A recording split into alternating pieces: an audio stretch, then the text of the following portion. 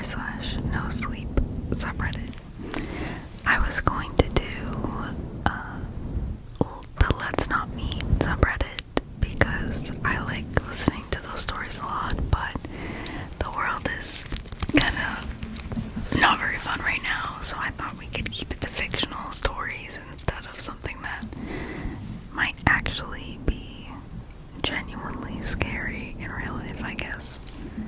Today I have my tooth necklace on again, and this necklace, this chaos necklace that was custom made for me by an artist on Instagram. I got it custom made just to put this guitar pick on, which if you recognize it, it's from Greta Van Fleet. I went to their concert last year and I got floor seats. I went by myself, and after the concert was done, the guitarist Sammy came off the stage and handed this to me. So that was really cool, and I got a necklace made of it so that I could honor it, I guess. Keep it on display so it wasn't just getting lost somewhere, because I think it's really cool.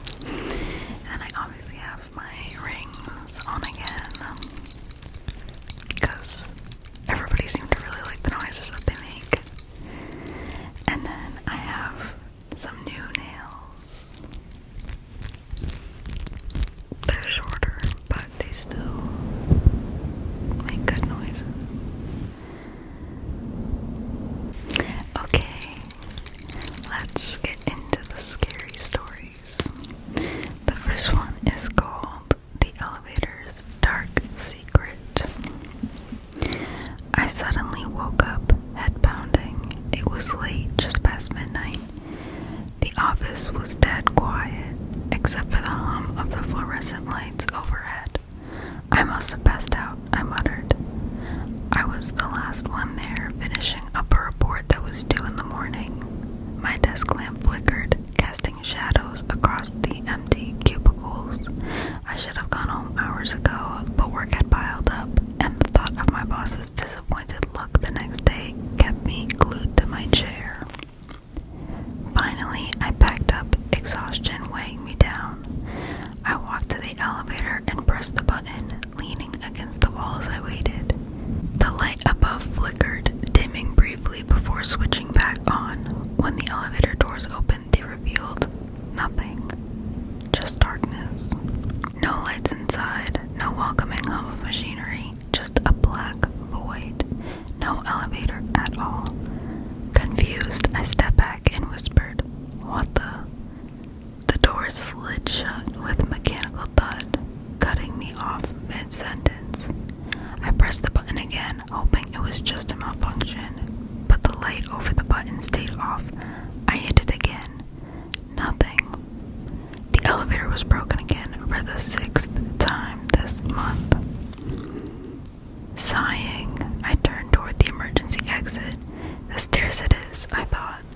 I pushed open the door to the stairwell, the creak of the door echoing through the empty stairwell. The air inside the stairwell was cold, much colder than it had been moments ago in the office. The lights flickered erratically, buzzing faintly, and I felt a strange sensation wash over me. A feeling of unease. I glanced down the long, spiraling staircase. It was a long way down. As I took the first few steps, I heard the heavy thud of the door closing behind me. The sound bounced off the concrete walls, amplifying in the eerie silence that followed. I descended slowly, one floor at a time, the motion sensor lights turning on, floor by floor as I went down. The air kept growing more oppressive the further I went. The stairwell felt wrong, too quiet, too still. About 2 floors down, I heard it. Footsteps, but not mine. I froze, heart pounding. I thought I was the last one here. Maybe security. I muttered to myself. The sound came from below me, faint but unmistakable. Someone or something was walking up the stairs. My pulse quickened and I hurried my pace, the soles of my shoes slapping against the concrete steps. The footsteps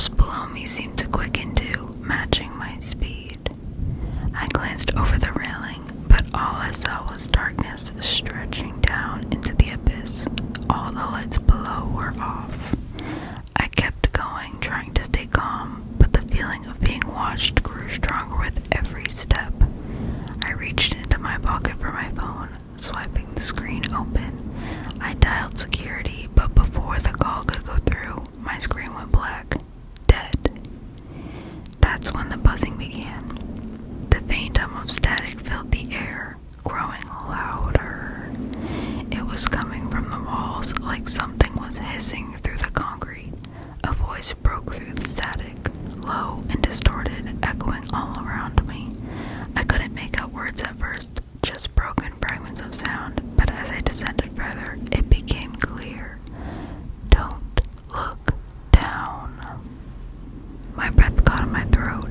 The voice was right in my ear now, as though someone or something was standing just behind me, whispering. I forced myself to keep walking, even as the footsteps below grew louder, faster. It's behind you, the voice whispered again. I couldn't help it. I turned and looked down the stairwell.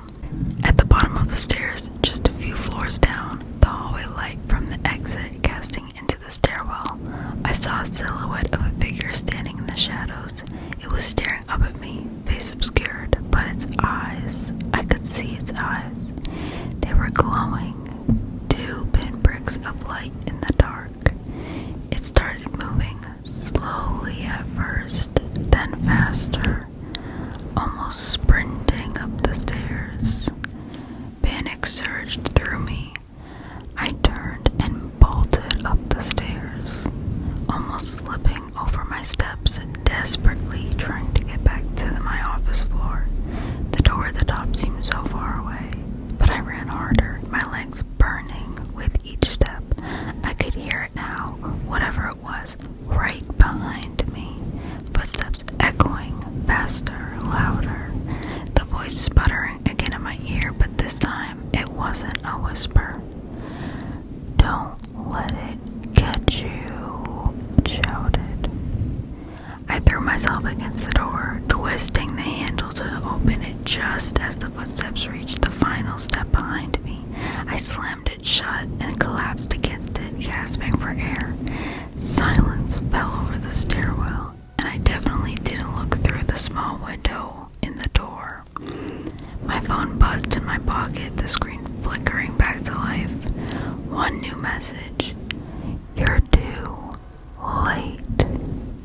I froze, heart pounding in my chest. The handle shook violently now, rattling in its frame. Slowly, it began to turn. I pressed my body against the door, bracing myself as if I could somehow hold back whatever was on the other side. But the handle clicked. It swung open with an icy gust, and there, standing in the doorway, was the figure. No face, just hollow, empty eyes glowing in the darkness. I stumbled back, my legs refusing to work, as the figure stepped forward. Its body enveloped me in a swirling fog that poured into the room. The air turned thick, suffocating. I couldn't breathe. You're too slow, the voice rasped, mocking me, now right in front of me. I tried to scream, but my throat closed, my vision blurred, my lungs burning for air. The figure raised its hand, and before I could react, it grabbed my wrist. Its touch, ice cold and searing all at once. But then its eyes, they poured into me. A light, cold and bright, shone from them, too strong to look away from. It filled my mind, my thoughts freezing as I stared into them, entranced, unable to move.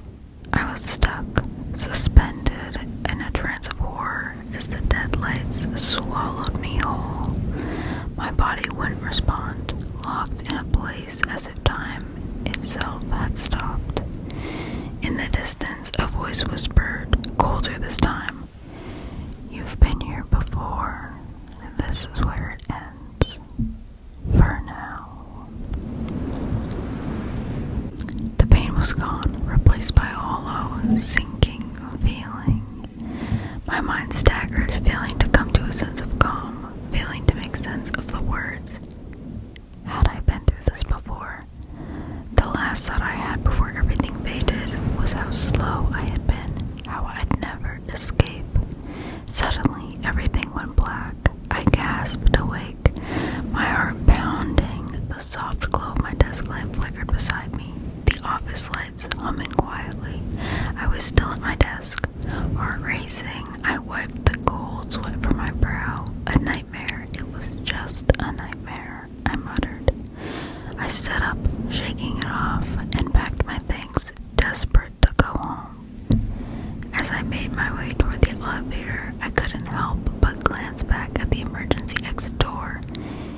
shut tight, the stairwell dark beyond it.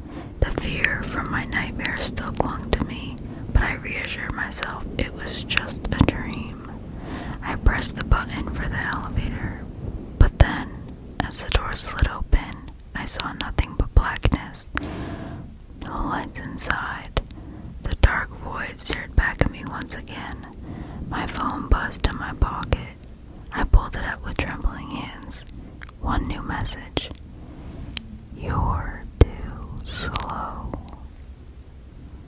The hum of the lights faded into silence, and in the reflection of my phone screen, I saw those same glowing eyes staring back at me.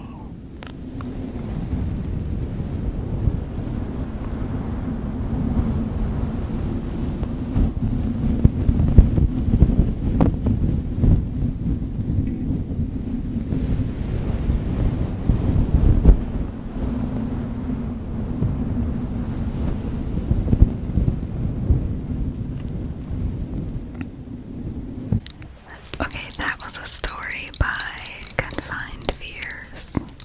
I thought it was a pretty good one to start with. I feel like it's not very Halloween-y, but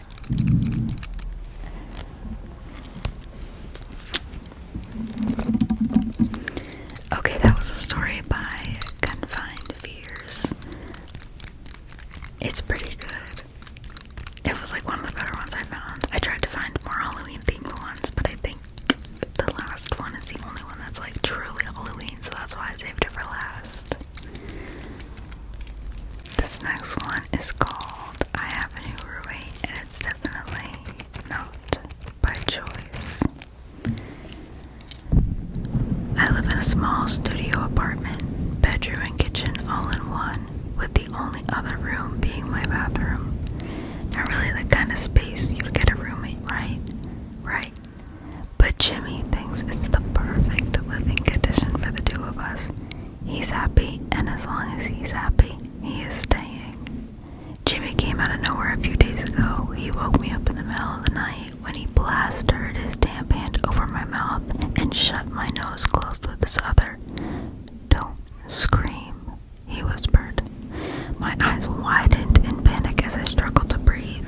If you live alone, you often wonder what you would do if someone broke into your home, but at that moment, my mind was blank. I couldn't get a weapon. I couldn't even move. He removed his hand, and I tried to take a deep breath, but it didn't fill my lungs with enough air, turning more into a panic attack than anything. "I'm just kidding. You can scream if you want, but it won't do anything. Nobody can hear you. Not anymore." He grinned widely, his teeth so white and shiny that they were the only thing I could really recognize in the dark. "Are you always this quiet?" he continued without a hint of care. "Let me turn on some lights so we can get to know each other."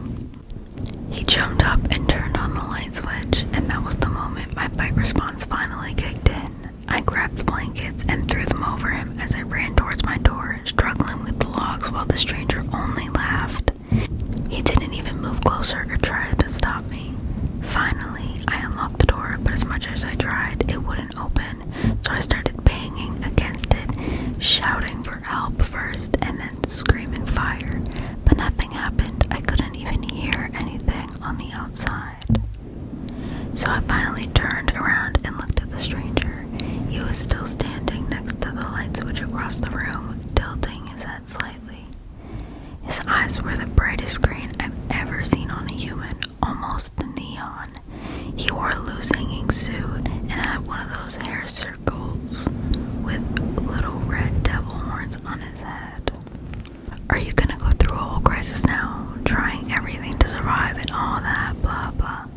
When I stayed silent, he just nodded. "Alrighty, let's fast forward a bit then." He took a few steps to the kitchen part of my studio and pulled out a large knife. "Now check this out." He moved closer, showing me the knife from the sides before he turned it around and rammed it right into the side of his stomach. He giggled before pulling it back out, leaving a red stain on his white shirt. "What?" I whispered. "Oh, look, you can talk." He proceeded to use the knife to cut right across his throat as well before dropping it to the ground and shrugging his shoulders. See, can't be killed before you try and get creative. Then he walked up to the window and tried to pull it open. Stuck, just like the door. Can't break them either. He waved through the window and turned to me. Nobody outside can see or hear us. It's just you and me, buddy, for as long as I want. What are you? I spat out. Oh, shut up. You sound just like some character in a shitty movie. I'm Jimmy. Just Jimmy. He left the knife on the ground and walked up to my bed, sitting down and bouncing on the mattress a few times. Comfy. Are you gonna stand there all night? Come on. He patted the mattress with his hand, gesturing me to come closer, but I was still glued to the door that wouldn't budge. The carefree look on his face vanished, and his eyes turned 2 shades darker. I can't be killed, but you can. So come here and spend time with me, Joe. I didn't even question how he knew my name. When I still wouldn't move, he got up and trudged closer, his mouth forming into a wicked grin. He grabbed my arm, and an excruciating pain went through my entire body. My hand started feeling numb, like when you sit on it for a while, and when I looked at it, I saw the skin was shriveling and turning green. Life slowly drifting from it. He let go and it became normal again. I gasped, and Jimmy chuckled. I can do that to your entire body, slowly drain you and hang you up dry, so I can make jerky out of you. Or you can decide to be a decent roommate and have fun with me. I think we could become the bestest of friends if you only give me the chance. I nodded.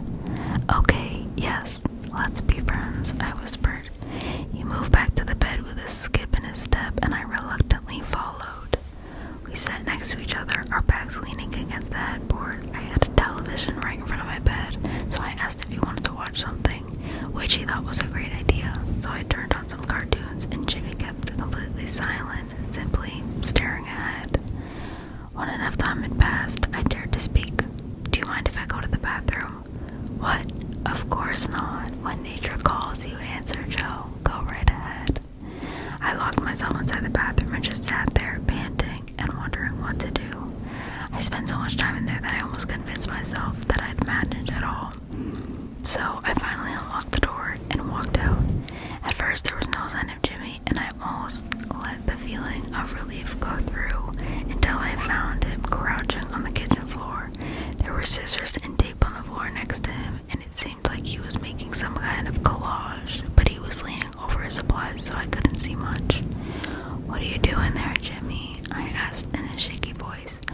Crafting. You were in there so long I thought you'd fallen into the toilet, he snorted. What do you crafted? This was absurd, the absolute definition of insanity, but what could I do? There was no way out, no way to kill this thing, and at least so far, he seemed mostly friendly, as long as I didn't say no to things. So I had to at least try to keep him that way, and apparently it worked as if I showed interest in some kind of friendship. I brought all these pictures I took from old friends, and I thought it would be nice if I made them into one big poster, and then we could hang it up on the wall, because right now, this only looks like your home, but it's mine too. Yes, good idea, I mumbled. Can I help? His eyes started shining, and he smiled at me genuinely. That would be most fantastic, Joe. Oh, I like you already. Alright, sit down. When I did so, he continued, so I have these photos, and I'm taping them together to become one big thing, and then maybe if you have glitter, we can add that too. He got up to his feet and started rummaging through my drawers and leaving me alone with a pile of photographs. Bile made its way up to my throat as I looked at all the photos, picturing different people massacred in the same gory way. He had cut their eyes out of their sockets, slashed them across. Chunks of hair were ripped out from their scalps, leaving the hair patchy. Someone had sewn their mouths shut, and they were all wearing Jimmy's little devil horns. I turned the pictures around and found names on each of them. Jay, Juan, Jack, Jordan, and so on. I'd already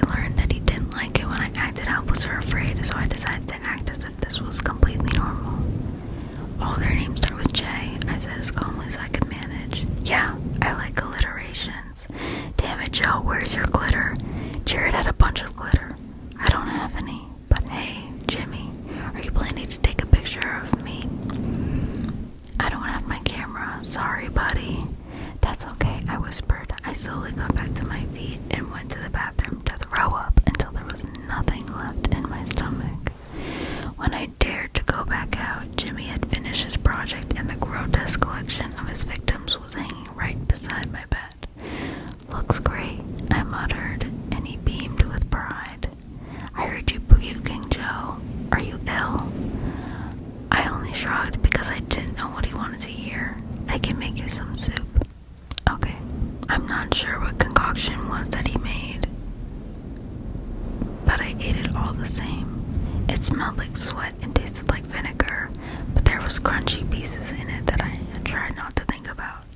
Jimmy joined me, and when he finished his bowl, he licked it clean with his tongue, a tongue that had little suction cups all over it, but I decided not to comment on that. It took the last of my willpower not to throw the soup back up again. Some time passed, and I seemed to be fine, so at least he hadn't poisoned me. Quite the opposite, actually. I felt pretty good. Not mentally, of course, but physically I was doing quite well. My panic had receded, and I was fully awake. Luckily, though, the soup was the only food Jimmy made. He left me in charge of our other meals. When we ran out of something, he left for a while and came back with food. I had to make specific lists, however. If I didn't, he just came back with rocks or pieces of skin that I didn't want to know where he got. Jimmy was able to come and go as he wanted, but I was stuck the entire time. During a few times that he left, I looked for ways to get out, but so far I haven't found any. I keep wondering if anyone misses me, my parents or friends, but nobody has tried to comfort me. I'm not sure if they haven't noticed or if they aren't able to. I've tried texting and calling, but nothing will go through. I'm truly stuck here, but as long as I keep my roommate happy, he doesn't harm me. So we play games, we watch shows, we craft. The crafting is always a little gory, but I'm getting used to it. We prepared decorations for Halloween because that's Jimmy's favorite day, and apparently the reason he always wears the fake devil horns. We have a pumpkin with real teeth, ghosts made out of sheets that are 100 years old, and dead bats that he collected hung up on a string. I'm not sure what Halloween celebration will look like, but hopefully it doesn't end with a photograph of me.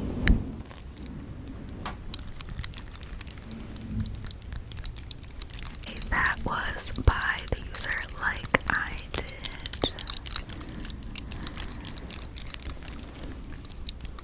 I've heard some pretty bad roommate stories, but I think Jimmy probably takes the cake. I wouldn't want to be roommates with him.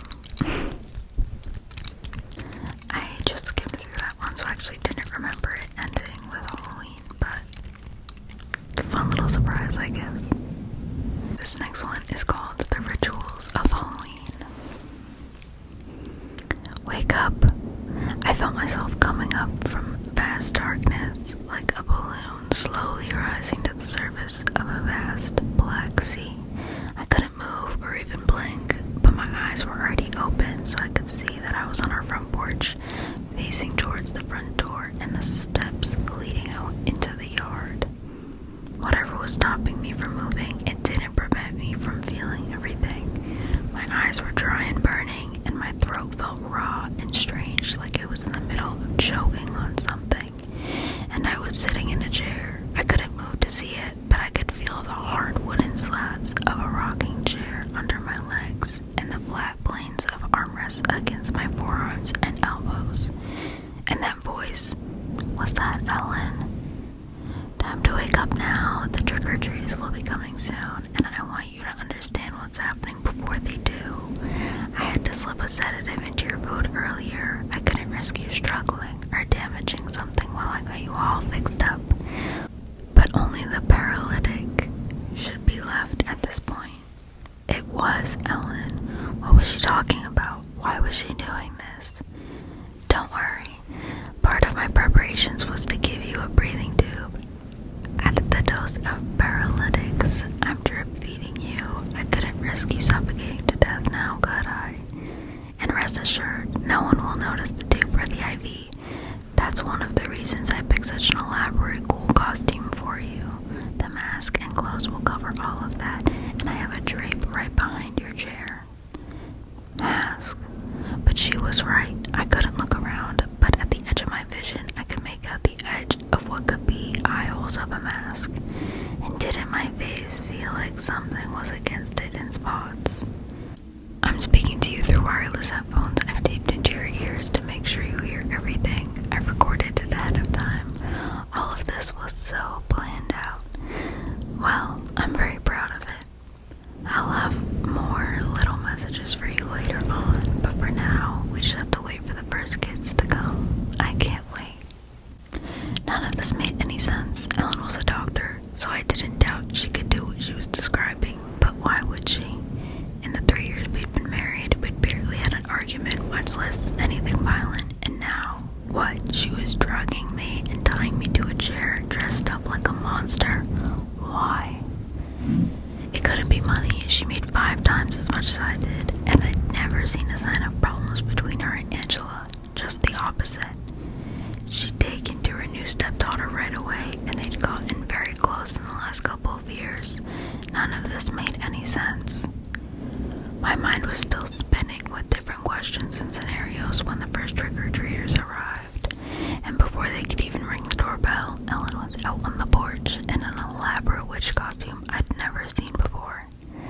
Hello, my pretties. Happy Halloween. I have oodles of candy for you, but first, who wants to beat up on this nasty ghoul on my porch? I keep telling him to go, but he wants all my candy, all of your candy. So will you go over and hit him for me? Maybe he'll finally go away. The 2 kids, a ghost and a soldier, both looked uncertainly between her and me. I could tell they couldn't see there was a person underneath, but she was still making a strange request. Maybe they would just... Are you sure it's okay? Is he going to, try to grab us or something? Which Ellen shook her head with a cackle. No, nothing like that. If I did my job right, he won't move a muscle. Nodding at her and then glancing at each other, the 2 boys crept closer to my end of the porch. The ghost wrinkled his nose and then glanced back at Ellen. I heard a weird noise. It was probably the breathing machine. Everything I heard was muffled, but maybe the kid was bright enough to know what it was or tell something was wrong. Ellen grinned. That's just the ghoul growling because he knows you're fixing to make him leave. He can't hurt you, but he's grumpy about someone showing him who's boss. The ghost nodded uncertainly, turning back around just as the tiny soldier punched me in the stomach. It didn't hurt, not really, but it was uncomfortable, and it focused my clouded mind on the fact that I could still feel quite a bit. I had to get out of this fast before she did something worse to me. Straining with all my will, I tried to move at all or make a sound, but nothing seemed to change. And then the ghost kicked me in the shin. This did hurt, sending a thrill of anger and fear through me at the surprise and the sensation. The ghost and the soldier had already scooted back across the porch and were collecting their candy, but I was still reeling from the pain and the inability to fully react to it. Strange as it seemed, not being able to yell or grab my leg was worse than the pain itself. It seems to stretch everything out longer and make it sharper. I was so caught up in that I didn't realize that the next kids were coming up. She got them to stomp on my feet. This went on for another 30 minutes or so before the earbuds in my ears flared to life again. The sacrifice of safety has been completed and your process of interment has begun. There were 3 black candles on the baker's rack next to the front door, and as Ellen's words curled my ears, she lit the leftmost one. There was nothing else said at this time, which was good because I don't know how much I would have been able to focus on. My legs and feet and hands were all aching from hits and kicks and pinches. Some kids refused to come near me, or they'd get close and then back away again without hurting me. But only some. There were still plenty that didn't mind letting out some aggression on the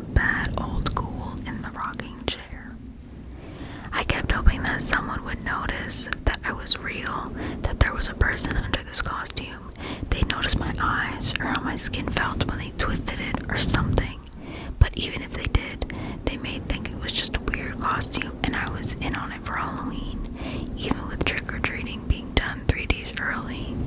Still, that might be my best hope. That or Angela coming home and finding me like this, so long as she didn't get hurt. Either way, I just have to put up with kids punching and kicking me for a while longer. Ellen gave me a wink, almost like she could read my thoughts, and then she ducked inside. When she came back out, she was carrying a small table with a tray on it.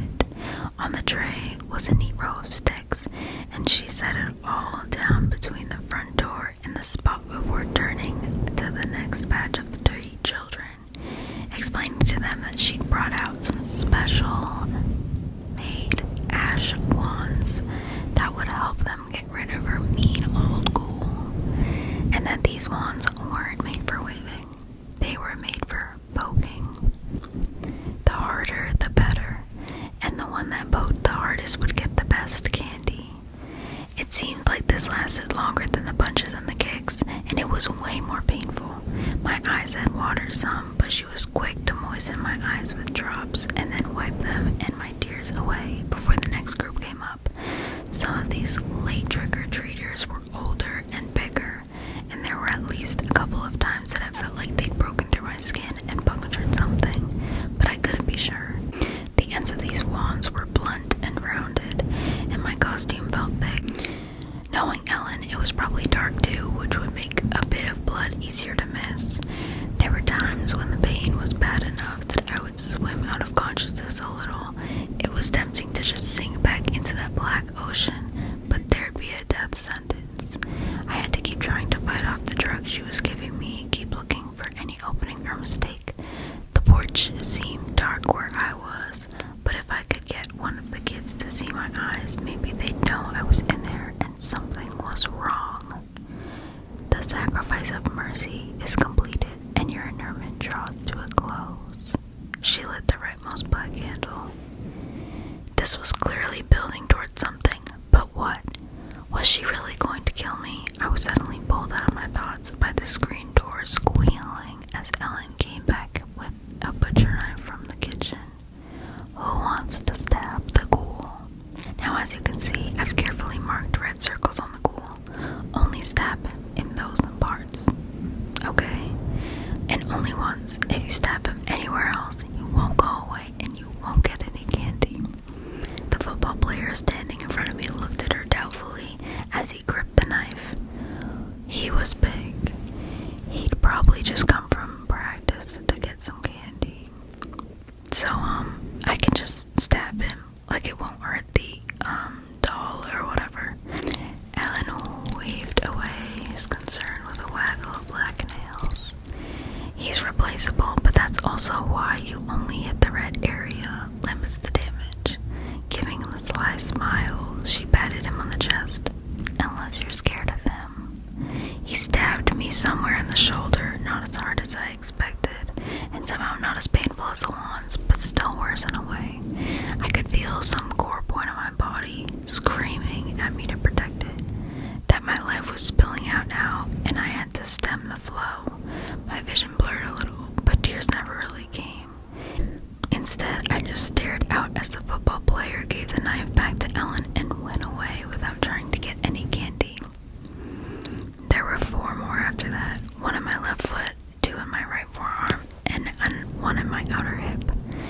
There were other kids that refused from the start, or once they got closer and saw what I imagined was blood pooling under my chair. And there were 2 groups that backed off after the first one did a stab, maybe because the fake ghoul blood packs Ellen claimed to have hidden under the red stab zone seemed a bit too real. But still, I could feel myself weakening, which meant time was running out. It was also time for Angela to be getting home. The plan, best I could remember, was that she was going trick-or-treating with some friends from school this year, but hours passed, and there hadn't been any new kids coming by for at least 20 minutes. What if she came home and Ellen heard her? Or what if she was already tied up somewhere or dead? I'd been torn between wanting to see her and wanting her to stay away for hours, but as it grew later, I could feel myself drowning in dread. As though the thought of her made her appear, Angela suddenly came walking up the porch to give Ellen a gentle hug. The sight of her touching my daughter was horrifying, and I tried to move or make a sound, but it was no use. And maybe it was for the best. If Angela didn't notice me, maybe Ellen wouldn't hurt her, and maybe she'd just kill me and go away. I just needed to accept it in hope that Angela was looking right at me. Oh no.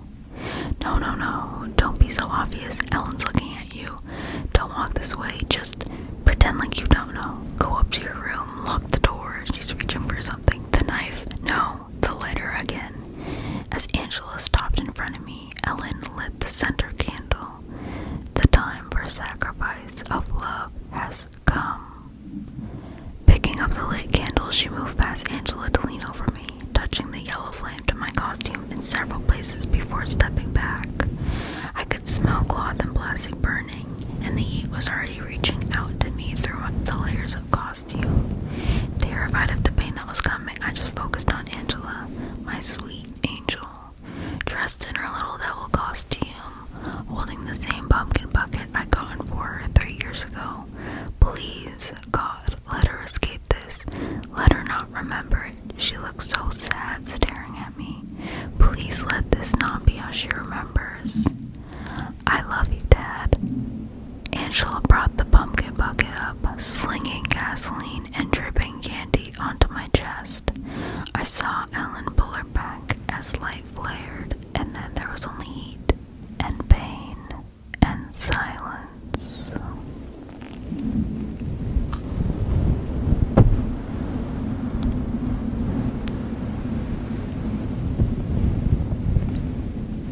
Okay, that was the last story written by Verastahl. I really liked it. It was definitely my favorite. I saved the best for last.